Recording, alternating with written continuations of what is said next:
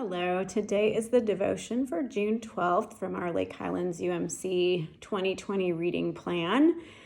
And I love how seemingly random passages can come together with a similar theme. I just love how God has paved the path for that today. So I opened initially when I was looking at what I needed to be presenting a devotion on for today. I looked initially at the Psalm, which, oh my goodness, like listen to how it starts. Could we not need this word today anymore?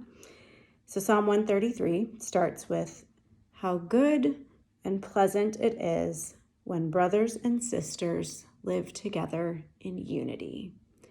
It was like, well, okay, right. We could just stop the devotion right there. Like that word unity, I think, is something we are all craving right now. And I've thought about flipping that on its head and saying how yucky and unpleasant it is when brothers and sisters live in division. And I feel like we're experiencing a lot of that these days. I mean, we have been. We're human and selfish. So that leads to a lot of division and disunity. But with reading that psalm, and it starts with unity, made me think, well, how do these, let's see if these other passages have anything to say about unity. And on the surface, they don't really. But if we dig a little deeper, I think we'll see some clues as to how we live together in Christian unity, or some steps that we can take to bring about unity in our own circles, even in our own homes. So I'm not going to, you can go ahead and read Psalm 133 in its entirety on your own, but I just love the way it opened up. And also thinking about John 17, where Jesus prays for us. We talked about this a couple months ago. The thing he prayed for us is that we would be one with his Father and then one with each other.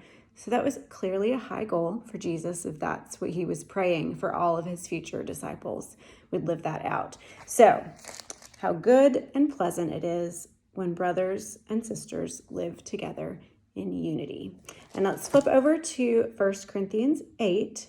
And this chapter is all about food sacrifice to idols, which is not a pressing issue in 2020. We've got lots of other issues, but whether or not we eat food sacrificed to idols is not a current issue for us today. But it was a huge issue for the early church because the Jewish people had lived in that tradition for years and years, centuries and centuries, that you do not eat these certain foods. And then the Gentiles come in and well, is it that important that we avoid that? And Paul basically concludes, I'm fine eating food sacrificed to idols. God has already purified me. I don't have a big issue with this, but other people did. So he goes on to say, even though I have freedom in feeling like I can eat this food that has been sacrificed to idols because God has already purified me, he says, be careful, however. Oh my gosh, every time I read these, I realize that I need reader glasses. So you may see me with readers on next time.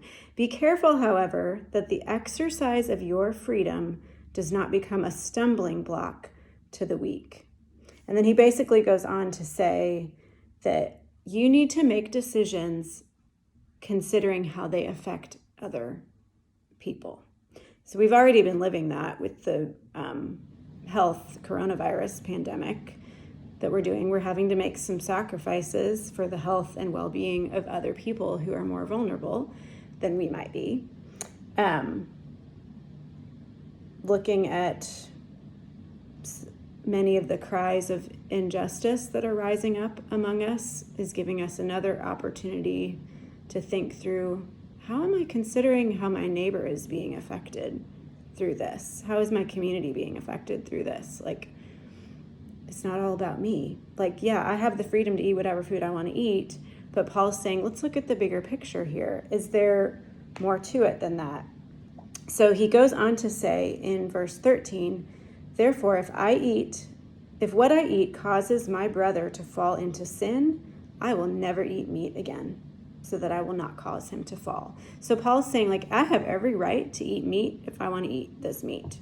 But if it's going to be an issue for my brother or my sister, I'm not going to do it. I'm willing to make that sacrifice. I'm willing to lay down my rights, which if you look at chapter 9, Paul then goes on to lists off all the rights he has as an apostle, but then basically says, I am willing to give up all of those rights for the sake of the gospel and for the sake of more people coming into relationship with Jesus. So I think this, in a roundabout sort of way, this seemingly random chapter on food sacrifice to idols tells us that one step towards unity is to be considering what is good for us collectively and not just what is good for me. And I am preaching to myself here because I'm just as selfish natured as the next person, and I want to do what's comfortable and what's easy for me if I had my choice in things, but I know that God is calling us to something higher and something deeper than that. So as we desire to pursue unity, it's going to require some self-sacrifice and getting outside of ourselves to think, is what I'm doing beneficial for those around me? Am I considering that? And then the other passage is our Old Testament passage. We're starting in the book of Ezra, and I'm not going to spend a ton of time here. But I was like, how does this fit with unity? And they're starting to rebuild the temple. And it dawned on me that when you're building something, you can't all be off doing your own thing. Like, you've got to work together. You have to have a plan together. You might be doing different things, like you all have a different strength or gift that you're bringing to the building project, different materials, but you've got to work together, or else this half of the building is going to look totally different than that half of the building.